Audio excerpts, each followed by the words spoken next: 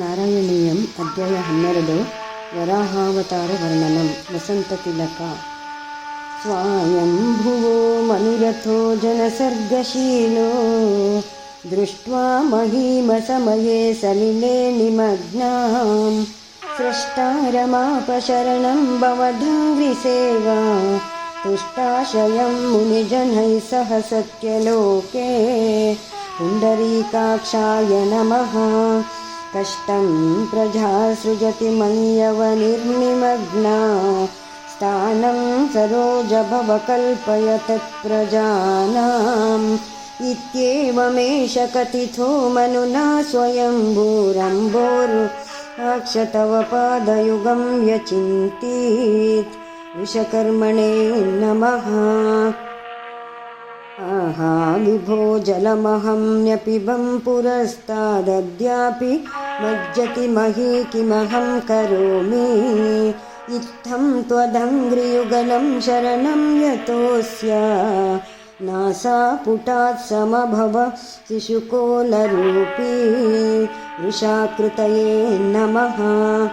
अङ्गुष्टमात्रवपुरुत्पतितः पुरस्ताद् भूयोऽथ कुम्भिसदृश समजृम्भथा स्वम् अभ्रे तथाविदमुदीक्ष्य भवन्तमुच्चैर्विस्मेरतां विधिरगात् सह सूनुभिः स्वैः रुद्राय नमः। कोसावचिन्त्य महिमा किटिरुत्थितो मे नासापुटात् किमु भवेदजितस्य माया इत्थं विचिन्तयति धातरिशैलमात्रः सद्यो भवन् किल जगर्जितघोरघोरं बहुशिरसे नमः। तं ते निनादमुपकर्ण्य जनस्तपस्ताः सत्यस्थिताश्च मुनयो नुनुवुर्भवन्तम् तत्स्तोत्रहर्षुलमना परिणद्य भूयस्तोयाशयं विपुलमूर्तिरवातरस्त्वं बभ्रवे नमः। ऊर्ध्वप्रसारि परिधूम्रविधूतरोमा प्रोत्क्षिप्तवालधिरवाग्मुखघोरघोणः तूर्णप्रदीर्णजलधः परिगूर्णदक्ष्णा स्तोतृन्मुनीन् शिशिरयन्नवतेरितत्वं विश्वयोनये नमः। अन्तर्जलं तदनुसङ्कुलनचक्रचक्रं भ्राम्यत्तिमिङ्गिलकुलं कलुषोर्मिमालम् आविश्य भीषणरवेण रसातलस्थानाकम्पयन् वसुमती मगवेशयस्त्वं शुचिश्रवसे नमः।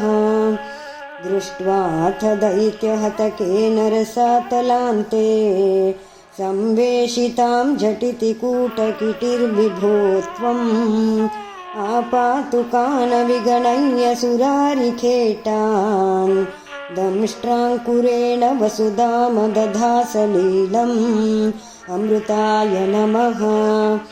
अभ्युद्धरन्नतधरां दशनाग्रलग्नामुस्ताङ्कुराङ्कित इवाधिकपीवरात्मा उद्धूतघोरसलिलाज्जलधेरुदञ्चन् क्रीडावराहवपुरीश्वर पाहि रोगात् शाश्वतस्ताणवे नमः। इति 12 दशकं समाप्तम्। नारायण नारायण नारायण नारायण नारायण नारायण नारायण नारायण नारायण नारायण नारायण